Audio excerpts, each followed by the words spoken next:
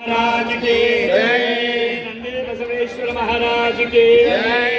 पंचलिंगेशाय दीपलक्ष्मी नमोस्तुते। नमः पार्वतीपतये। 48 ದಿನಗಳ ಹಿಂದೆ ನಡೆದಂತ ಕಾರ್ಯಕ್ರಮದಲ್ಲಿ ನಾನು ಕೂಡ ಭಾಗವಹಿಸಬೇಕಾಗಿತ್ತು. ಕಾರಣಾಂತರಗಳಿಂದ ಅವತ್ತು ನಾನು ಬರೋದಕ್ಕೆ ಸಾಧ್ಯ ಆಗಲಿಲ್ಲ. ಆ ಕಾರಣಕ್ಕೆ ನಮ್ಮ ಯುವ ಮಿತ್ರ ಇರ್ತಕ್ಕಂಥ ನಂಜುಂಡೇಶ್ವರವರು ವಿಜಯೇಂದ್ರ ಅವರು ಕೊಡಗೇಹಳ್ಳಿಗೆ ಬರಲೇಬೇಕು ಅಂತೇಳಿ ಅಪೇಕ್ಷೆನ ವ್ಯಕ್ತಪಡಿಸಿದಂಥ ಸಂದರ್ಭದಲ್ಲಿ ನಾನು ಇವತ್ತು ಬಂದಿದ್ದೇನೆ. ನಿಮ್ಮೆಲ್ಲರನ್ನು ಕೂಡ ನೋಡೋದಕ್ಕೆ, ನಿಮ್ಮೆಲ್ಲರ ಆಶೀರ್ವಾದನ ಪಡೆದುಕೊಳ್ಳೋಕೆ ಅವಕಾಶ ಮಾಡಿಕೊಟ್ಟಿರ್ತಕ್ಕಂಥ ನಂಜುಂಡೇಶ್ ಅವರಿಗೆ ಮತ್ತೊಮ್ಮೆ ನಾನು ಧನ್ಯವಾದಗಳನ್ನ ಸಂದರ್ಭದಲ್ಲಿ ತಿಳಿಸ್ತಾ, ಸುದೈವ, ನನ್ನ ಸುದೈವ ಇವತ್ತು ನಾನು ನಿರೀಕ್ಷೆ ಮಾಡಿರಲಿಲ್ಲ. ಇವತ್ತು ಬೆಳಗ್ಗಿಂದನೂ ಯಾರೋ ಗುರುಗಳು ನನಗೆ ಫೋನ್ ಮಾಡಿ ಹೇಳಿದ್ರು, ಜಗದ್ಗುರುಗಳೇ ಬೆಳಗ್ಗೆ 4:15 ಎದ್ದು ಇವತ್ತು ಸ್ನಾನ ಮಾಡಿ 5 ಗಂಟೆ ಒಳಗೆ ಪೂಜೆ ಮಾಡಿ ಮುಗಿಸ್ಬೇಕು ಅಂತೇಳಿ.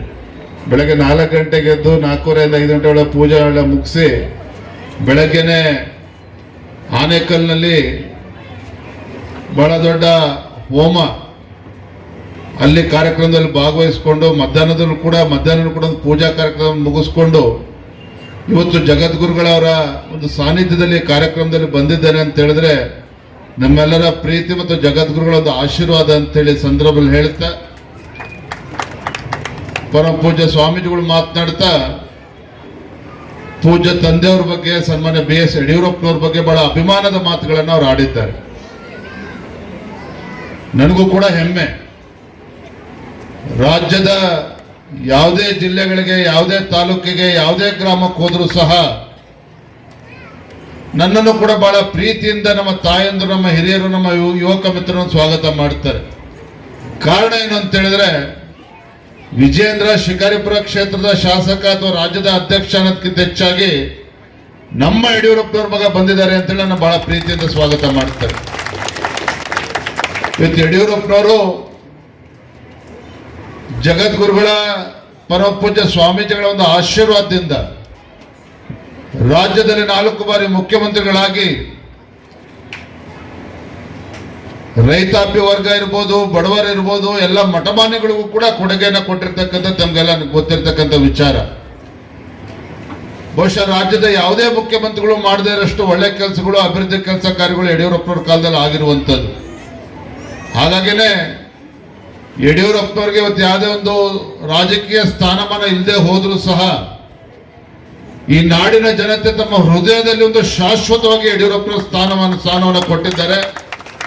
ಬಹುಶಃ ನನಗೆ ಪೂಜ್ಯ ತಂದೆಯವ್ರನ್ನು ಕೊಟ್ಟಿರ್ತಕ್ಕಂಥ ದೊಡ್ಡ ಆಸ್ತಿ ಅಂತ ಹೇಳಿದ್ರೆ, ಈ ನಾಡಿನ ಜನರ ಪ್ರೀತಿ ಒಂದು ದೊಡ್ಡ ಆಸ್ತಿಯನ್ನು ನನಗೆ ಕೊಟ್ಟಿದ್ದಾರೆ ಅನ್ನೋ ಮಾತನ್ನು ಬಹಳ ಹೆಮ್ಮೆದ ಸಂದರ್ಭಕ್ಕೆ ಇಚ್ಛೆ ಪಡ್ತೇನೆ. ನಂಜುಂಡೇಶ್ ಅವ್ರು ನೆನಪು ಮಾಡ್ಕೊಳ್ತಾ ಇದ್ರು, ಏನಿವತ್ತು 100 ವರ್ಷಗಳ ಇತಿಹಾಸ ಇರ್ತಕ್ಕಂಥ ಚೋಳರ ಕಾಲದ ಈ ಒಂದು ದೇವಾಲಯ ಜೀರ್ಣೋದ್ಧಾರ ಮಾಡಬೇಕು ಅಂತೇಳಿ ತಮ್ಮೆಲ್ಲರ ಅಪೇಕ್ಷೆ ತಕ್ಕಂತೆ ನಂಜುಂಡೇಶ್ ಅವರು ಕೂಡ ಮತ್ತೆ ನಮ್ಮ ಸಮಾಜದ ಗಣ್ಯರೆಲ್ಲರೂ ಸೇರಿ ಹರಸಾಹಸ ಮಾಡಿ 10 ವರ್ಷಗಳ ಕಳೆದ ಮೇಲೆ ಇವತ್ತು ಒಂದು ಈ ಸ್ಥಿತಿಗೆ ತಲುಪಿರುವಂಥದ್ದು. ನನಗೆ ಸಂತೋಷ ಏನಂತ ಹೇಳಿದ್ರೆ, ನಂಜುಂಡೇಶ್ ಅವರು ಹಂಚ್ಕೊಂಡ್ರು, ಯಡಿಯೂರಪ್ಪನವ್ರ ಮುಖ್ಯಮಂತ್ರಿಗಳಾಗಿದ್ದ ಮುಂದೆ ಈ ದೇವಸ್ಥಾನಕ್ಕೂ ಕೂಡ 25 ಲಕ್ಷ ರೂಪಾಯಿ ಅನುದಾನವನ್ನು ಕೊಟ್ಟಿರ್ತಕ್ಕಂಥದ್ದು ಕೂಡ ಅವ್ರು ನೆನಪು ಮಾಡಿಕೊಂಡ್ರು. ಸಂತೋಷವಾಯಿತು. ಅದ್ರ ಒಂದು ನಾನು ಇವತ್ತು ವೇದಿಕೆ ಮೂಲಕ ತಮ್ಮೆಲ್ಲರೂ ಕೂಡ ವಿನಂತಿ ಮಾಡ್ತಕ್ಕಂಥದ್ದು, ಜಗದ್ಗುರುಗಳು ಕೂಡ ವೇದಿಕೆ ಮೇಲೆ ಇದ್ದಾರೆ, ಪರಮ ಪೂಜ್ಯ ಸ್ವಾಮೀಜಿಗಳು ಎಲ್ಲರೂ ಕೂಡ ಇದ್ದಾರೆ. ಇವತ್ತು ನಮ್ಮ ಮಠಮಾನ್ಯಗಳನ್ನ ಉಳಿಸ್ಕೊಂಡು ಬೆಳೆಸ್ಕೊಂಡು ಹೋಗ್ತಕ್ಕಂಥ ಕೆಲಸವೂ ಕೂಡ ವೇದಿಕೆ ಇರ್ತಕ್ಕಂಥ ನಾವೆಲ್ಲ ಮುಖಂಡಗಳು ಕೂಡ ಮಾಡಬೇಕಾಗಿದೆ. ಅದಕ್ಕೆ ಸಮಾಜದ ಗಣ್ಯರು, ತಾಯಂದ್ರು ಎಲ್ಲರೂ ಕೂಡ ಕೈ ಜೋಡಿಸ್ಬೇಕಾಗಿದೆ. ಯಾಕೆ ಅಂತ ಹೇಳಿದ್ರೆ, ನಮ್ಮ ವೀರಶೈವ ಲಿಂಗಾಯತ ಸಮಾಜ ಅಂತ ಹೇಳಿದ್ರೆ ದೊಡ್ಡ ಆಲದ ಮರ ಇದ್ದ ಹಾಗೆ ನಮ್ದೇ ಆದಂತ ಒಂದು ವಿಶಿಷ್ಟ ಸ್ಥಾನಮಾನವನ್ನು ನಾವು ಪಡೆದುಕೊಂಡಿದ್ದೇವೆ. ವಿವಿಧ ಎಲ್ಲ ಸಮುದಾಯಗಳಿಗೂ ಕೂಡ ಒಂದು ಆಶ್ರಯ ಕೊಡ್ತಕ್ಕಂಥ ಸಮಾಜ ಯಾವ್ದಾರ ಇದೆ ಅಂತ ಹೇಳಿದ್ರೆ ನಮ್ಮ ಹೆಮ್ಮೆಯ ವೀರಶೈವ ಲಿಂಗಾಯತ ಸಮಾಜ ಅನ್ನೋದನ್ನು ನಾವೆಲ್ಲರೂ ಕೂಡ ನೆನಪು ಇಟ್ಕೋಬೇಕಾಗ್ತದೆ. ಇಂಥ ಒಂದು ಬಲಿಷ್ಠ ಸಮಾಜ ನಮ್ಮ ಒಳ ಜಗಳಗಳಿಂದ, ನಮ್ಮ ಒಳ ಪಂಗಡಗಳಿಂದ ಇವತ್ತು ನಮ್ಮ ಸಮಾಜದ ಅಸ್ತಿತ್ವ ಇವತ್ತು ಶಿಥಿಲ ಆಗ್ತಿರ್ತಕ್ಕಂಥದ್ದನ್ನು ಕೂಡ ನಾವು ನೋಡ್ತಾ ಇದ್ದೇವೆ. ನಮ್ಮ ಸಮಾಜ ಇವತ್ತು ಶಿಥಿಲ ಆಗ್ತಿರ್ತಕ್ಕಂಥದ್ದು. ಏನು ಭದ್ರ ಅಡಿಪಾಯ ನಮ್ಮ ಸಮಾಜಕ್ಕಿತ್ತು, ಅಡಿಪಾಯ ಕೂಡ ಇವತ್ತು ಕುಸಿತಾ ಇರ್ತಕ್ಕಂಥದ್ದು ನಾವು ನೋಡ್ತಾ ಇದ್ದೇವೆ. ಹಾಗಾಗಿ ಇವತ್ತು ನಮ್ಮೆಲ್ಲರದ್ದು ಕೂಡ ಜವಾಬ್ದಾರಿ ಇದೆ. ಹತ್ತಾರು ಸಮಾಜಗಳಿಗೆ ನೆರಳನ್ನು ನೀಡಿರ್ತಕ್ಕಂಥ ನಮ್ಮ ಸಮಾಜದ ಅಸ್ತಿತ್ವವನ್ನು ಕೂಡ ನಾವು ಉಳಿಸ್ಕೋಬೇಕಾಗಿದೆ, ಶಕ್ತಿಯನ್ನು ವೃದ್ಧಿ ಮಾಡ್ಕೋಬೇಕಾಗಿದೆ. ಆ ನಿಟ್ಟಿನಲ್ಲಿ ನಾವು ಇವತ್ತು ಬಹಳ ಗಂಭೀರವಾಗಿ ಚಿಂತನೆಯನ್ನು ಕೂಡ ನಾವು ಇವತ್ತು ಮಾಡಬೇಕಾಗಿದೆ ಅನ್ನೋ ಮಾತನ್ನ ಈ ಸಂದರ್ಭದಲ್ಲಿ ಹೇಳುತ್ತಾ, ಇವತ್ತು ನಂಜುಂಡೇಶ್ ಅವ್ರ ಬಗ್ಗೆ ಒಂದೆರಡು ಮಾತನ್ನ ಹೇಳಲೇಬೇಕಾಗ್ತದೆ.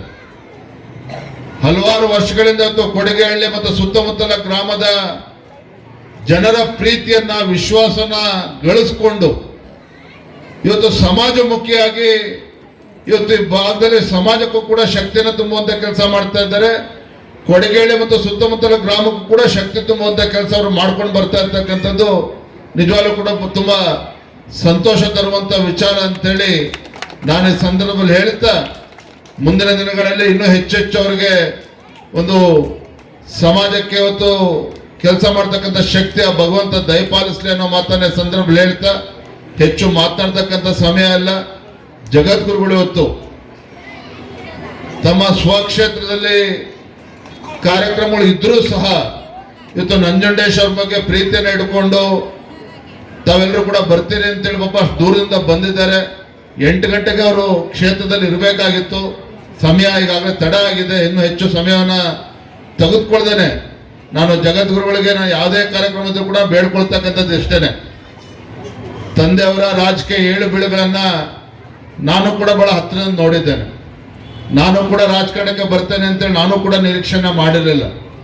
ಆ ಭಗವಂತನ ಕೃಪೆ, ಜಗದ್ಗುರುಗಳ ಒಂದು ಆಶೀರ್ವಾದ, ಶಿಕಾರಿಪುರ ಕ್ಷೇತ್ರದ ಶಾಸಕನಾಗಿ ಇವತ್ತು ರಾಜ್ಯದ ಅಧ್ಯಕ್ಷನಾಗಿ ರಾಜ್ಯಾದ್ಯಂತ ಪಕ್ಷ ಸಂಘಟನೆಯನ್ನು ಕೂಡ ನಾನು ಮಾಡ್ತಾ ಇದ್ದೇನೆ.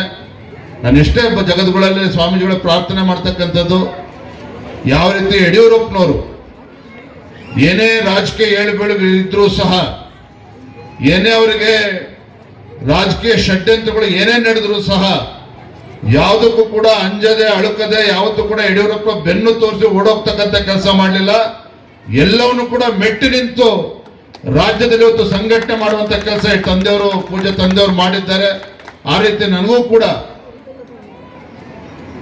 ಸಂಘಟನೆಯನ್ನ ಇನ್ನೂ ಹೆಚ್ಚು ಬಲಪಡಿಸ್ತಕ್ಕಂಥ ನಿಟ್ಟಿನಲ್ಲಿ ಎಡುವುದನ್ನೇ ಇವತ್ತು ಸಮಾಜಕ್ಕೂ ಕೂಡ ಒಂದು ಒಳ್ಳೆ ಹೆಸರು ತರ್ತಕ್ಕಂಥ ನಿಟ್ಟಿನಲ್ಲಿ ಜಗದ್ಗುರು ನಂಗೆ ಆಶೀರ್ವಾದನ ಮಾಡಬೇಕು, ಮಾರ್ಗದರ್ಶನ ನೀಡಬೇಕು ಅನ್ನೋ ಮಾತನ್ನ ವಿನಂತಿಯನ್ನು ಸಂದರ್ಭದಲ್ಲಿ ಮಾಡ್ತಾ, ಮತ್ತೊಮ್ಮೆ ಪರಮ ಪೂಜಾ ಜಗದ್ಗುರುಗಳಿಗೆ, ಸ್ವಾಮೀಜಿಗಳಿಗೆ, ವೇದಿಕೆ ಮೇಲಿರ್ತಕ್ಕಂಥ ಎಲ್ಲ ಹಿರಿಯರಿಗೆ ಈ ಸಂದರ್ಭದಲ್ಲಿ ವಂದಿಸ್ತಾ, ವೇದಿಕೆ ಮುಂಭಾಗದಲ್ಲಿ ಬಹಳ ದೊಡ್ಡ ಸಂಖ್ಯೆಯಲ್ಲಿ ನಮ್ಮ ತಾಯಂದ್ರು ತಾವೆಲ್ಲರೂ ಕೂಡ ಇದ್ದೀರಿ. ತಾಯಂದ್ರ ಆಶೀರ್ವಾದ ಇದ್ರೆ ಜೀವನದಲ್ಲಿ ಏನ್ ಬೇಕಾದ್ರೂ ಕೂಡ ಸಾಧನೆ ಮಾಡೋದಕ್ಕೆ ಸಾಧ್ಯ ಆಗ್ತದೆ. ನಮ್ಮೆಲ್ಲ ತಾಯಂದಿರ ಪಾದಾನಂದಗಳಲ್ಲೂ ಕೂಡ ನಾನು ನಮಸ್ಕಾರಗಳನ್ನ ತಿಳಿಸ್ತಾ, ನಿಮ್ಮೆಲ್ಲರ ಆಶೀರ್ವಾದ ಸದಾ ಇರಲಿ ಅನ್ನೋ ಮಾತನ್ನ ಸಂದರ್ಭದಲ್ಲಿ ಹೇಳ್ತಾ ತಮ್ಮೆಲ್ಲರೂ ಕೂಡ ವಂದಿಸಿ ನನ್ನ ಮಾತನ್ನು ಮುಗಿಸ್ತಾ ಇದ್ದೇನೆ. ನಮಸ್ಕಾರ, ವಂದನೆಗಳು. ನಮ್ಮ ಹಳೆ ಸ್ನೇಹಿತರು ಬಿಜೆಪಿ ಕಳೆದ 35 ವರ್ಷಗಳಿಂದ ನಮ್ಮ ಜೊತೆಯಲ್ಲಿ ದುಡಿದಿದ್ದಾರೆ. ಅವ್ರಿಗೂ ಕೂಡ ಸ್ವಾಗತವನ್ನು ಬಯಸ್ತಾ ಇದ್ದೇನೆ. ರಮೇಶ್ ಜಿ ಅವ್ರಿಗೂ ಕೂಡ ನಮ್ಮ ಸ್ವಾಗತವನ್ನು ಬಯಸ್ತಾ ಇದ್ದೇನೆ. ನಮ್ಮ ತಿಪ್ಪೇಗೌಡರು ಅವ್ರಿಗೂ ಕೂಡ ಬಂದಿದ್ದಾರೆ, ಅವ್ರಿಗೂ ಕೂಡ ಸ್ವಾಗತವನ್ನು ಬಯಸ್ತಾ ಇದ್ದೇನೆ. ನಮ್ಮ ಹರೀಶಾರಾಧ್ಯರು ನಮ್ಮ ಸ್ನೇಹಿತರು ಅವ್ರಿಗೂ ಕೂಡ ಸ್ವಾಗತವನ್ನು ಬಯಸ್ತಾ, ನಮ್ಮ ರಘುನಂದನ್ ಏರೋಹಳ್ಳಿ ಗ್ರಾಮ ಪಂಚಾಯತಿಯ ಮಾಜಿ ಅಧ್ಯಕ್ಷರಾದಂಥ ರಘುನಂದನ್ ಬಂದಿದ್ದಾರೆ, ಅವ್ರಿಗೂ ಕೂಡ ವೇದಿಕೆ ಮೇಲೆ ಕುಂದಿರಿಸಿ ಹಾಕಿ. ಹಾಗೆ ನಮ್ಮ ಈ ಒಂದು ಕಾರ್ಯಕ್ರಮಕ್ಕೆ ನಮ್ಮ ಕೊಡಿಗೆಹಳ್ಳಿ ಗ್ರಾಮಸ್ಥರು ಎಲ್ಲರಿಗೂ ಸ್ವಾಗತ ಬಯಸಬೇಕು, ನಮ್ಮ ಯುವ ಮಿತ್ರರಿಗೆ.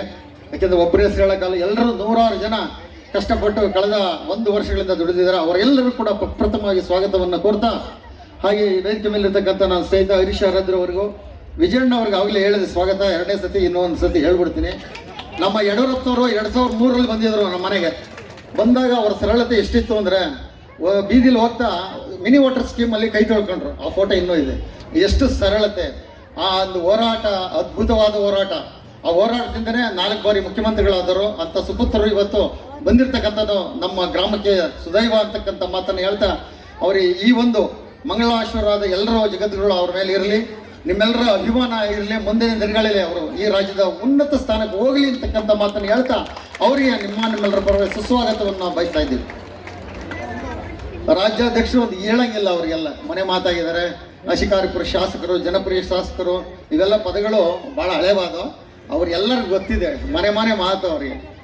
ಆಕರ್ಷಣೆ, ಅದ್ಭುತವಾದ ಸಂಘಟನಾ ಶಕ್ತಿ ಅವ್ರಿಗೆಲ್ಲ ನಾವು ಗೊತ್ತು.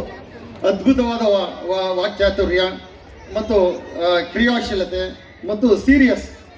ಯಾವುದೇ ಒಂದು ಅದೇ ಹೇಳ್ತಾರೆ ಹೊಗಳಬಾಡಿ ಅಂತ, ಅದಕ್ಕೆ ನಾವು ಹೇಳಲ್ಲ ಅವ್ರನ್ನ. ನಾವು ಅವರು ಬಹಳ ಚರ್ಚೆಗಳು ಮಾಡ್ತಾ ಇರ್ತೀವಿ, ಬಿಡಿ ಅದನ್ನು. ಈ ಒಂದು ಸಂದರ್ಭದಲ್ಲಿ ಬಂದಿರತಕ್ಕಂಥದ್ದು ನಿಜವಾಗಲೂ ಕೂಡ ನಮ್ಮ ಸುದೈವ ಅಂತಕ್ಕಂಥ ಮಾತನ್ನು ಹೇಳ್ತಾ, ಈ ಗ್ರಾಮಕ್ಕೆ ಮುಂದಿನ ದಿನಮಾನಗಳಲ್ಲಿ ಅವರ ಆಶೀರ್ವಾದ ಇರಲಿ ಅಂತಕ್ಕಂಥ ಮಾತನ್ನು ಹೇಳ್ತಾ ಅವರಿಗೆ ತುಂಬ ಹೃದಯದ ಸ್ವಾಗತವನ್ನು ಬಯಸಿ, ಹಾಗೆ